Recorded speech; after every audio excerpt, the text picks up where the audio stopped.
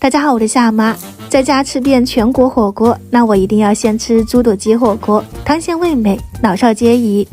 自己在家做，准备一个新鲜猪肚，买回来的时候感觉老板已经洗过一遍了，但我还是放了一些白酒、米醋，使用盐、面粉，来来回回里里外外都给它揉搓干净，去除异味，也能够去除脏东西。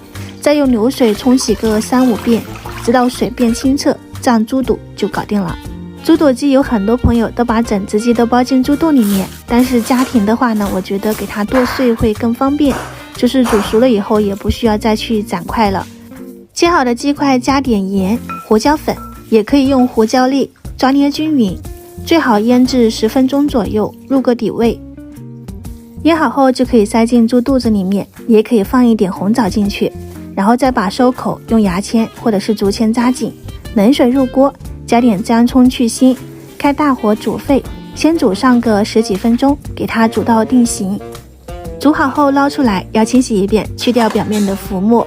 我放的是电压锅内胆，加入一点姜片、胡椒粒，淋入开水，放进去按提筋键煮到软糯的状态。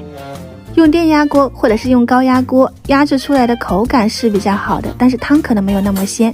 如果想要鲜，就用砂锅给它这样子慢炖3-5个小时。煮好后，我们把猪肚切块和鸡块放一起，淋上汤汁，放上枸杞、红枣，食用盐调味。最后在煮的过程中，把表面的一些鸡油撇干净，这样一锅汤鲜味美的猪肚鸡火锅汤就搞定啦。汤汁想要白，其实你加上1勺牛奶也可以改变，但我觉得这样也挺好喝的。